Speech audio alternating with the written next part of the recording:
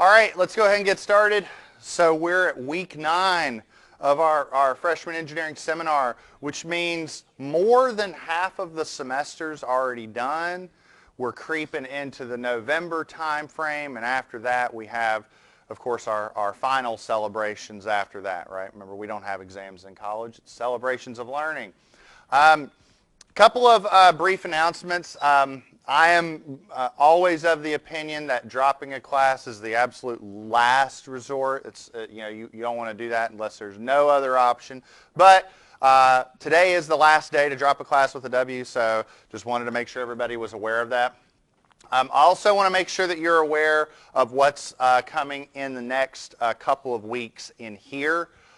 So next week, what we're going to do is, next week is going to begin a series of a few weeks in here that are much more Marshall-specific lectures. So in week 10, you're going to learn about some of the other degree programs that we offer in our college. And in week 11, we're going to cover advanced registration, specifically how to sign up for classes, what website you need to go to, what's a CRN number, and all of that stuff. They may cover that in one of your uni courses or FYS.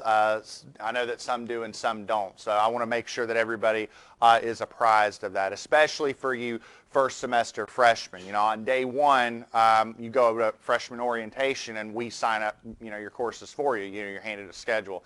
Now you have to register for them yourself. So I want to make sure that you're aware of how to do that. Sound good? All right. So what we're going to do is we're going to continue on with the same process as we've done in previous weeks. My faculty member, he just showed up. So we're going to have one of our professors introduce themselves, and then we'll have our main speakers. So our faculty is Dr. Mehdi Esmailpour. He's one of our mechanical faculty, and he'll tell you a little bit about what he does. Let's give him a warm welcome.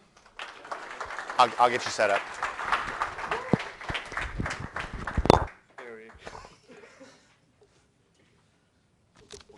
I can recognize Eric's name.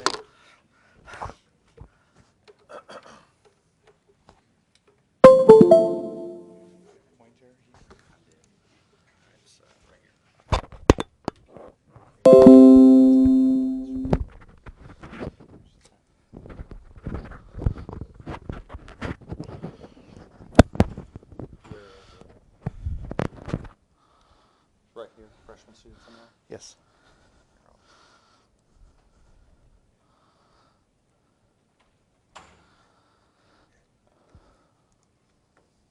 Hopefully the video works because that's why the size is huge. I put a lot of videos. You need sound? Sure. No. Just simulation.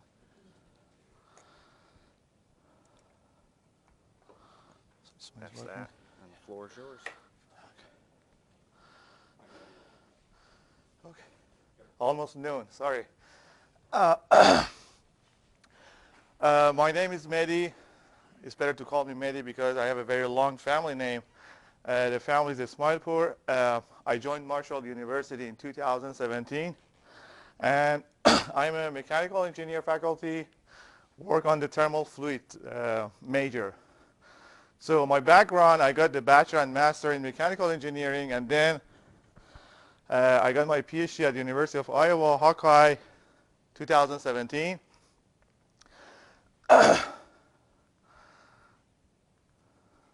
So how I started mechanical engineering. When I was in my high school, I remember I visited 2 car companies, and then I noticed, I like the engineering.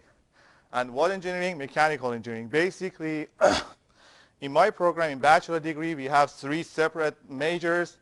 Mechanical engineering could be thermal fluid engineering or solid mechanics and the manufacturing engineering. So it doesn't mean you have to go and focus only on one major. All are connected. For instance, if you want to design a turbine, first of all, the fluid engineers, they have to do some simulation or experimental to find the flow around the turbine, and then the solid mechanics should work on the gearbox system, all the control system, and then finally the manufacturing, they should create the blades. the same thing inside the car or in the airplane. In my field, I try to focus on fluid mechanics. Basically, you can see these are some applications for thermal fluid engineering.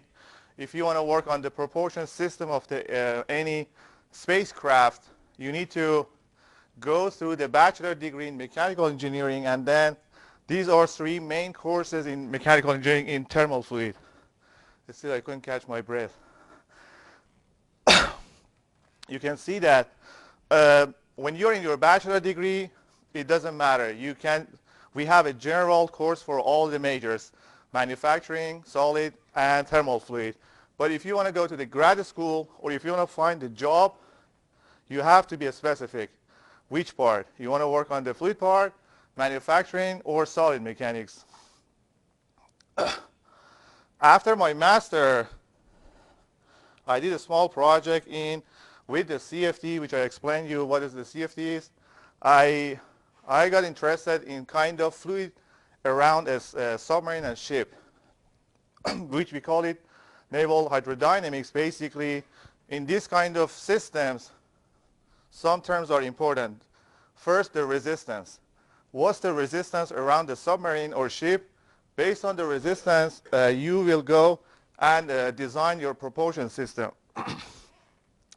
So I joined the University of Iowa. There are 2 groups, computational groups and experimental groups. So I joined the computational part, and that was the project from the Navy. We're supposed to do the project of propulsion system around this USS ship. So basically, CFD, which is my focus, is CFD stands for computational fluid dynamics. In this system, you have to do a lot of coding to do the flow around any object. Object could be a wind turbine, object could be a submarine, or object could be a car. The first step, you have to go through creating the geometry.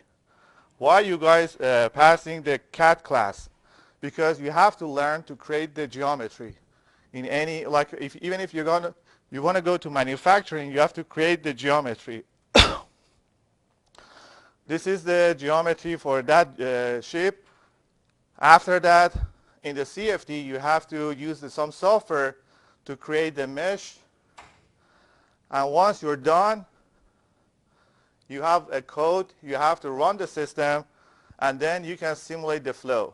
Look at this, the maneuvering inside the ship, or that's the wake around the ship. You can see that.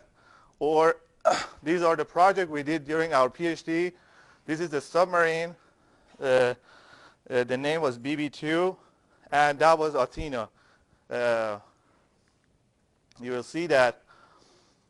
And again, this is the last 5% of the work.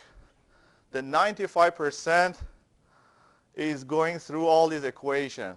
So while you're passing calculus, differential equation, partial differential equation, most of my advisors, they just come to my office and say, we don't like mathematics. But all these simulations are, you will see that all these simulations are based on these equations. So you have to learn about the mathematics. Then also, if you want to stay in the computational system, you need to learn how to do the programming. You have to put all the equation in the programming. But there is another option.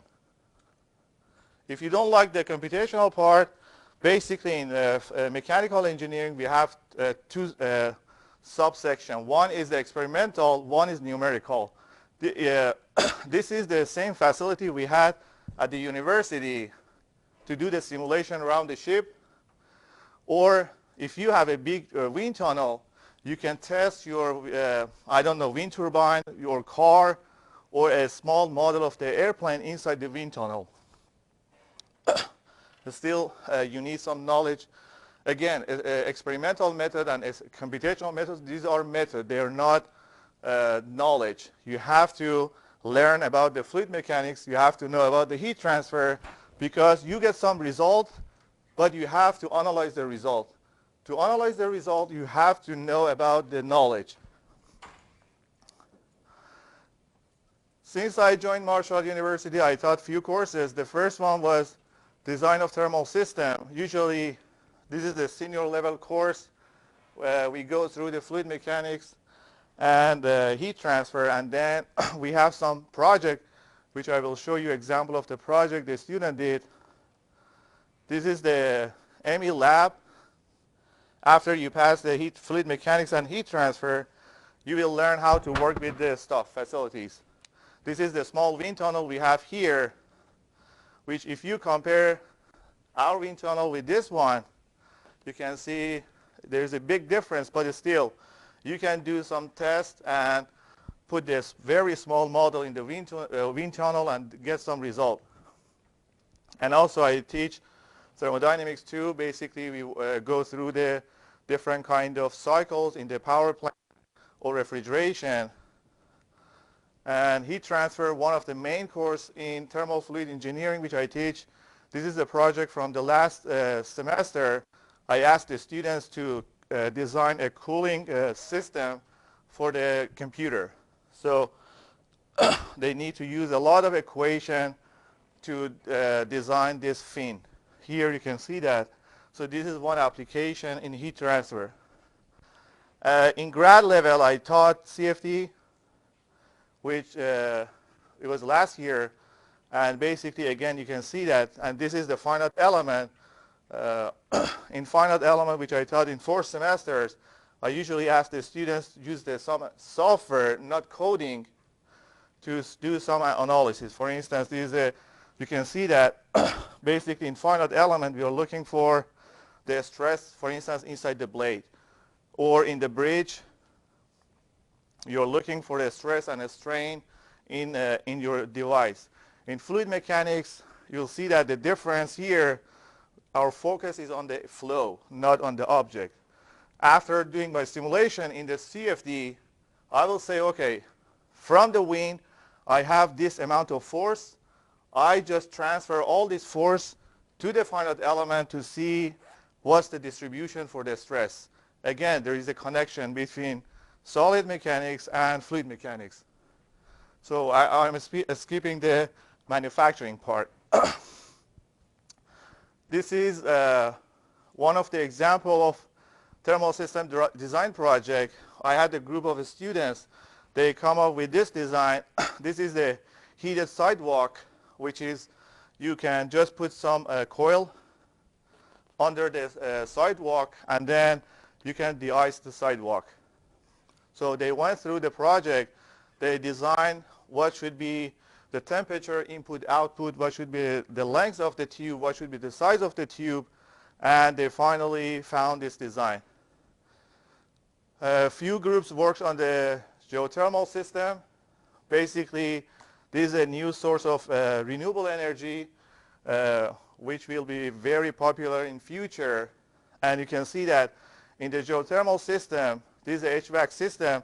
You can use, if you install in your house, you can use either in the spring, in the summer or winter. Depends on your system.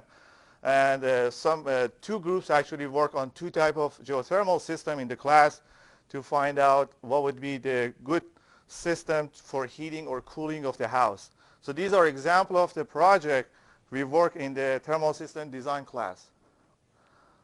My focus now, I have 2 grad students.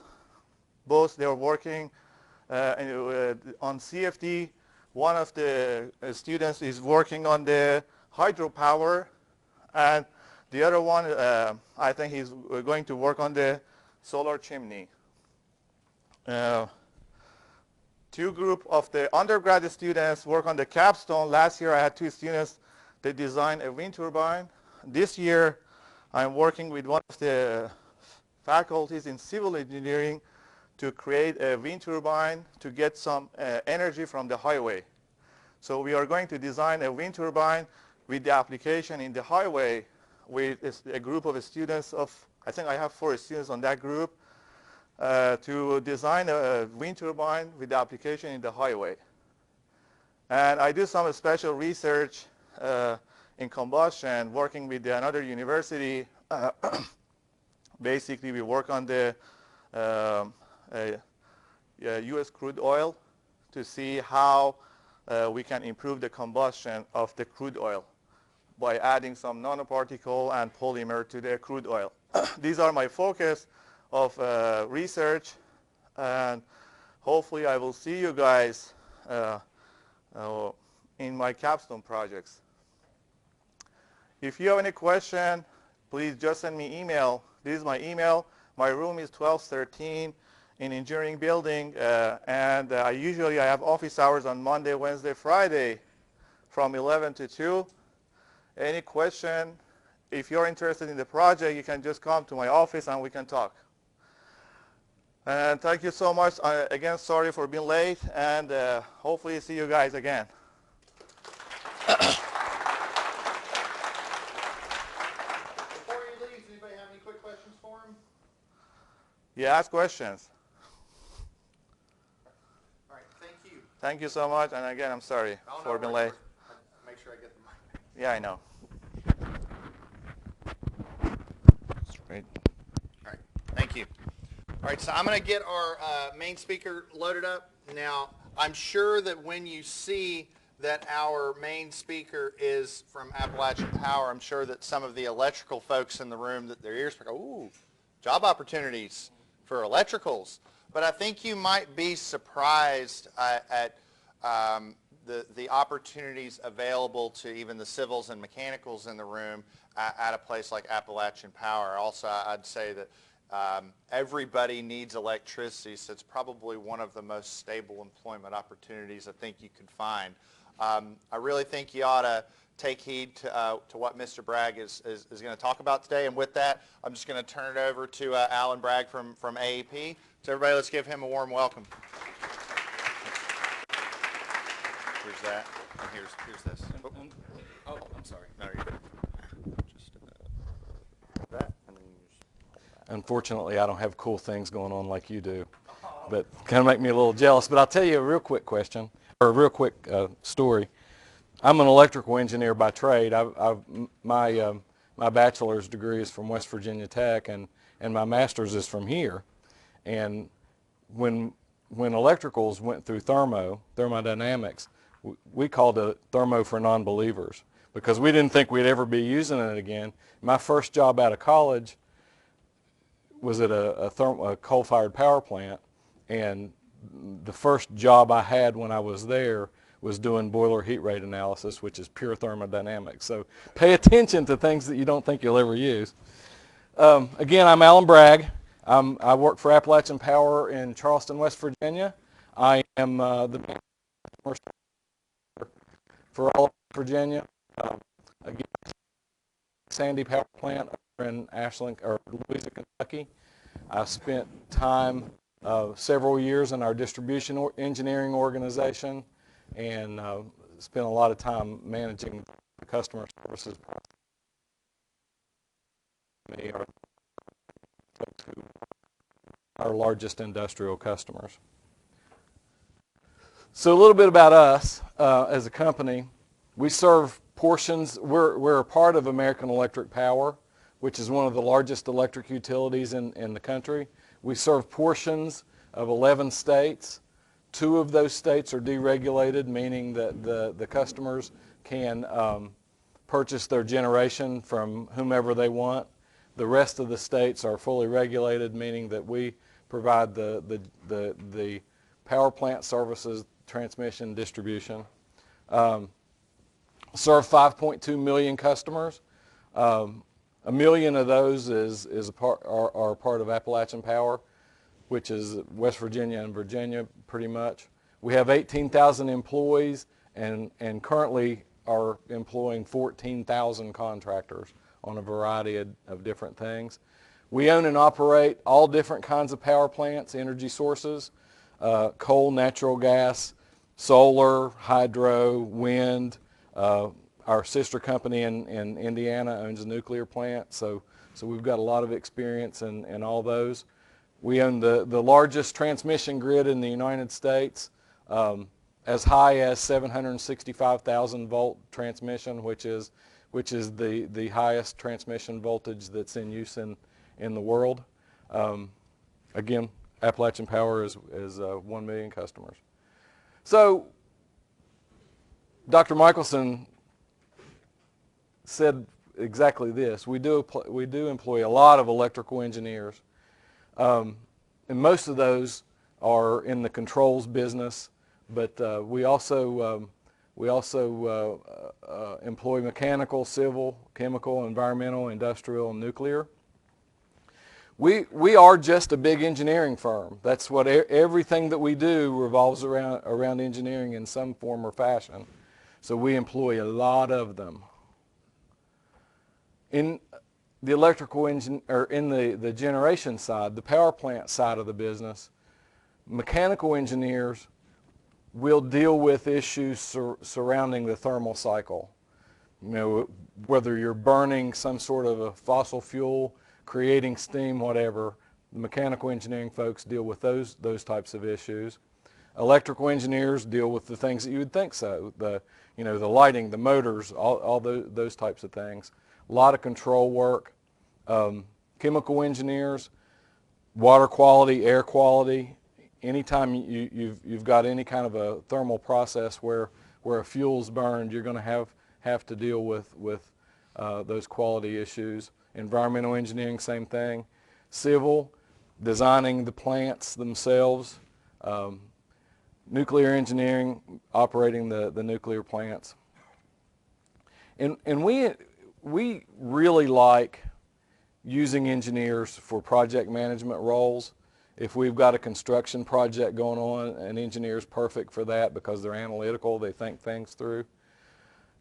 And leadership. Our CEO is an electrical engineer, and a lot of the folks in our senior level management are.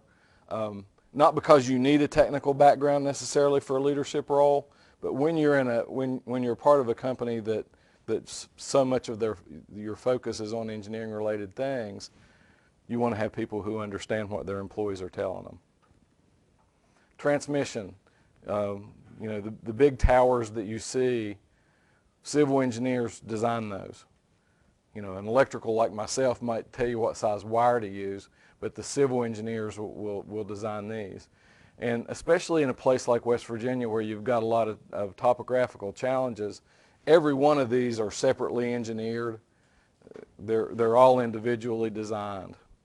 Electrical engineers would do load studies, determine what kind of load our customers are placing on our systems, for the through path electrical current from north to south or east to west, planning operations, equipment sizing, environmental. When I started out with this company 33 years ago, you went through and you cut the trees and you built the line and you moved on with your life. Now you have to do bat studies, you have to do water studies, you have to do all kinds of studies to make sure that we're being kind to the environment. And we truly try to do that. Substations, you see these all over the place in your neighborhoods. There's a couple around town. Civil engineers will design the structures, of course.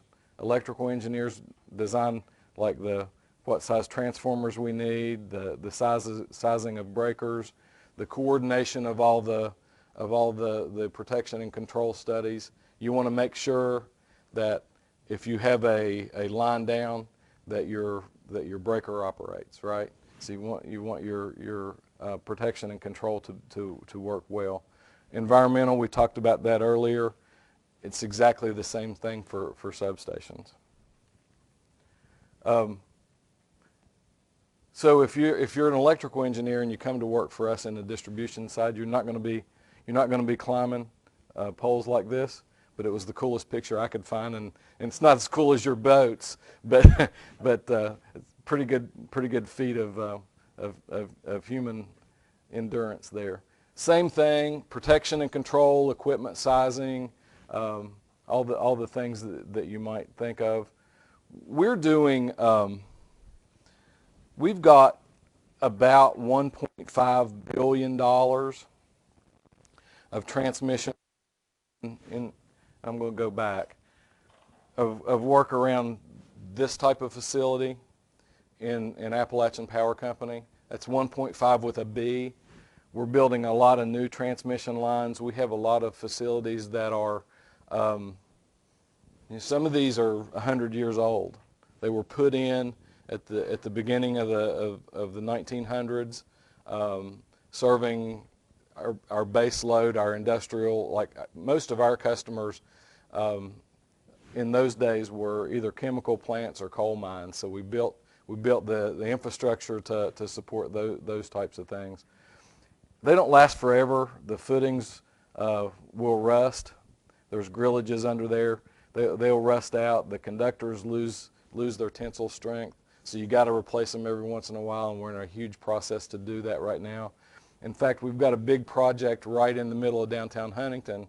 We're building a line from Steele, West Virginia, here in front of the campus, all the way over to 29th Street, right through the middle of town. And I would have never believed that we would have been able to get that done, but we did.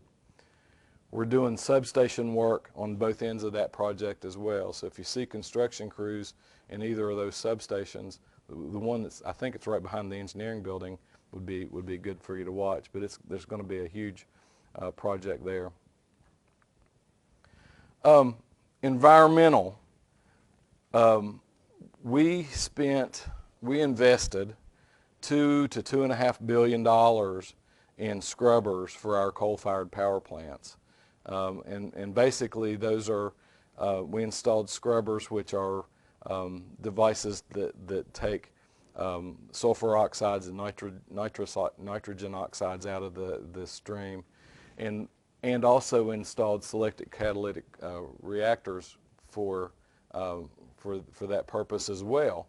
And those in combination take like 95% of all the SOs, the NOs, and the mercuries out of the waste stream. So if you drive by one of our plants and wrong one. If you drive by one of our plants and you see a white stream coming out of the tall stacks, that's mostly water vapor these days. Very, very few non-air and water things. We are doing a lot of investing in renewables these days. We own a lot. We purchase the output of a lot of those facilities as well. In fact, if you've ever been in the eastern part of the state, over in Greenbrier County, there's a big wind farm over there, and we purchase 100% of the output of that. Energy efficiency is a big part of what we do these days too. We believe that any energy that we don't have to produce saves our customers money. It's cheaper for our customers to not use it than it is for us to have to build a new power plant to support the load. So we've got a lot of programs around energy efficiency. Thermostat programs, lighting programs are a big part of that. And that's about all I really wanted to cover. Are there any questions on any of this? Yes. Yes. Yes.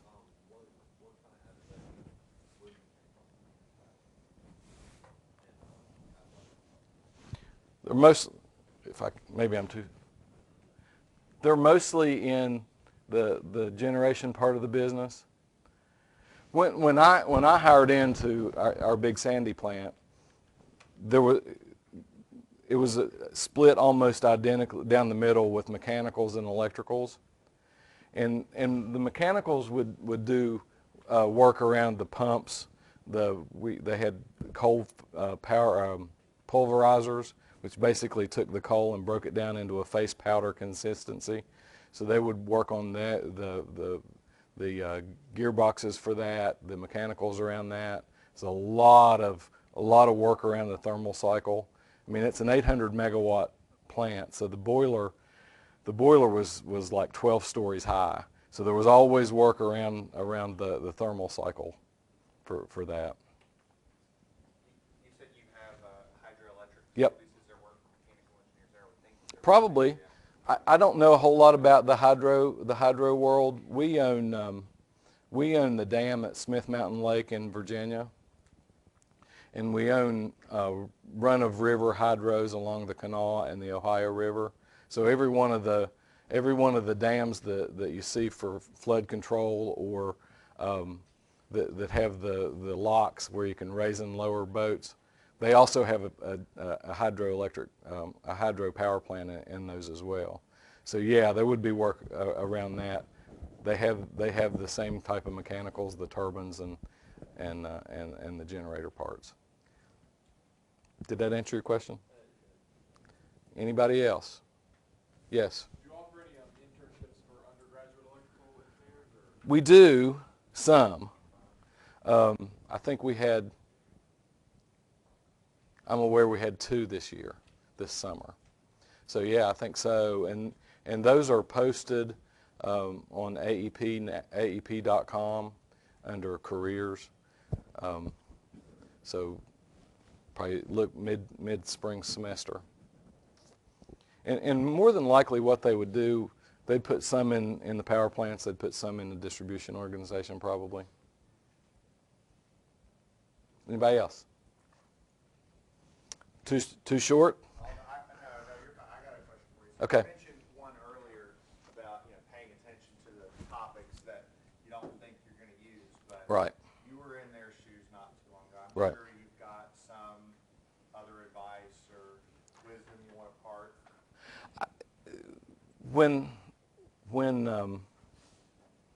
When I was sitting in this seat nearly 40 years ago, there was a couple of things that our instructor, our Dr. Michelson, shared with us.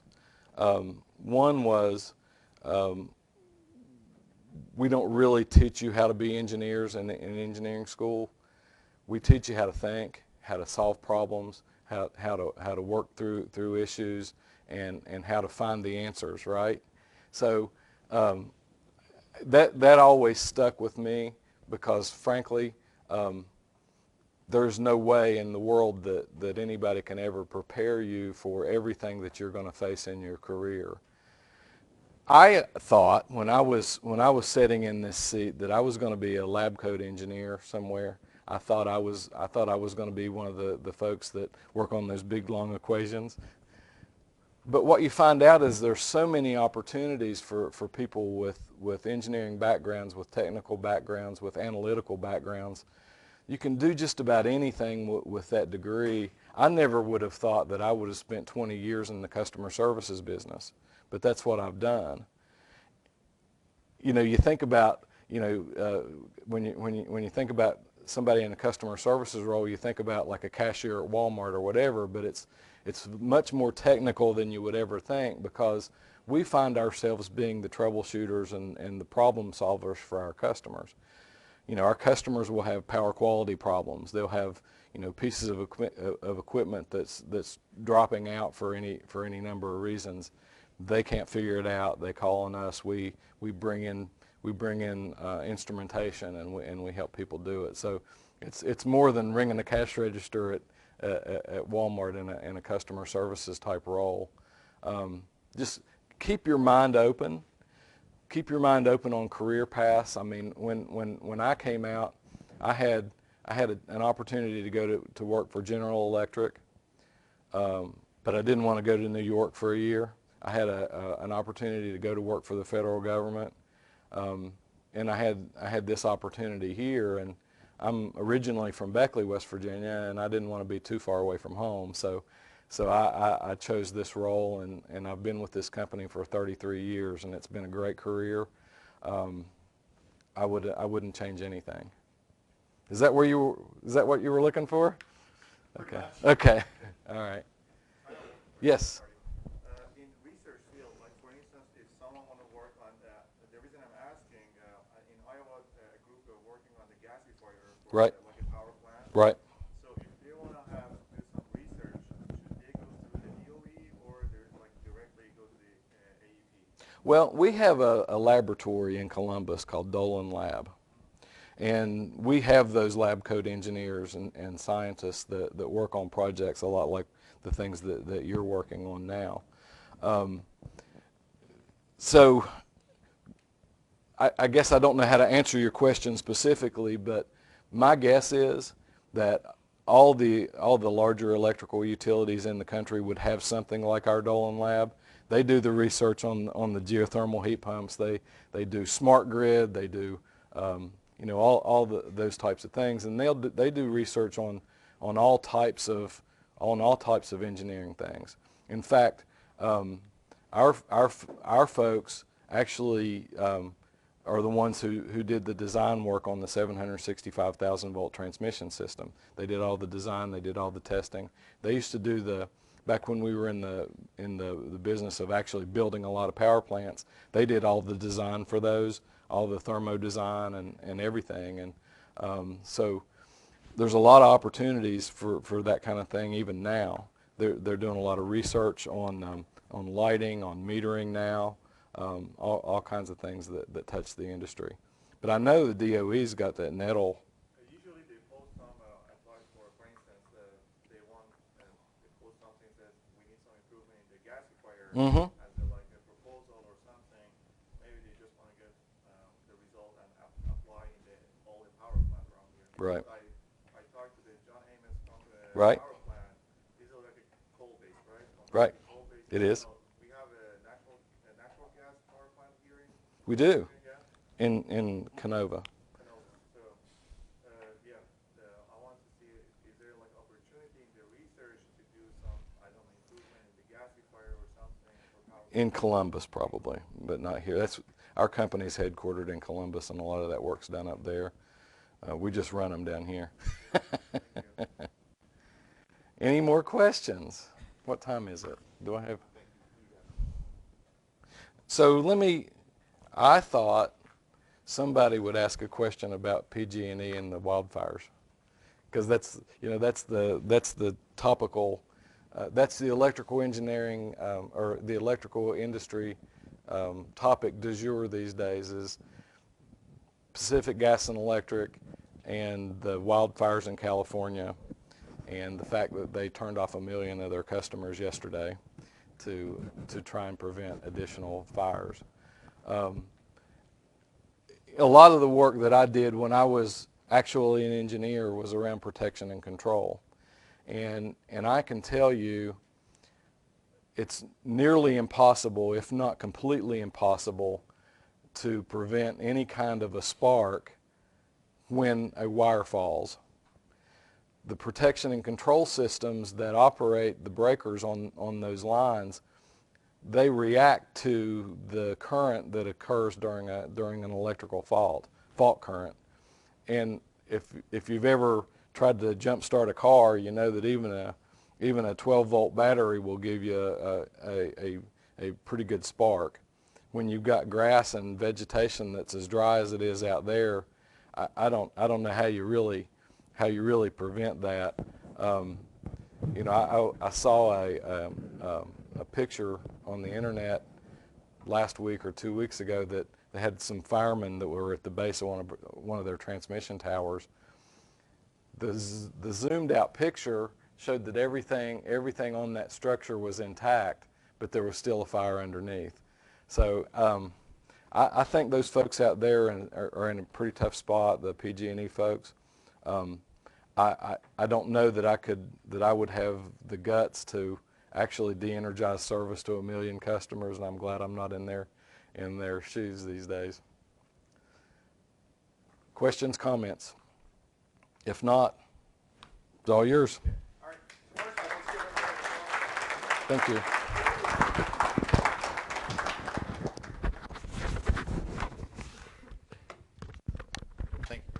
So I guess a couple takeaways before we close it out. First off, if anybody's interested, I would really sort of maybe periodically check the AEP website for careers. Again, everybody needs electricity, so it's probably one of the more stable careers you could have. With that, I guess what we're going to do is end it a little bit early today. I just want to bring up one other thing. So I'm not sure exactly when it's going to happen, but So next week we're going to have folks from other degree programs within sight, and then the week after we're going to be having our advanced registration session where we go through how to register for courses. Sometime between now and then, the spring schedule should be released. Okay. Now, what I highly recommend that you do, on top of meeting with your advisor at some point to specifically go through what it is you need to take next semester, I would take a little bit of time, go through your degree plan, go through what classes you're in now, and sort of come up with a general idea of what you think you need to take next semester.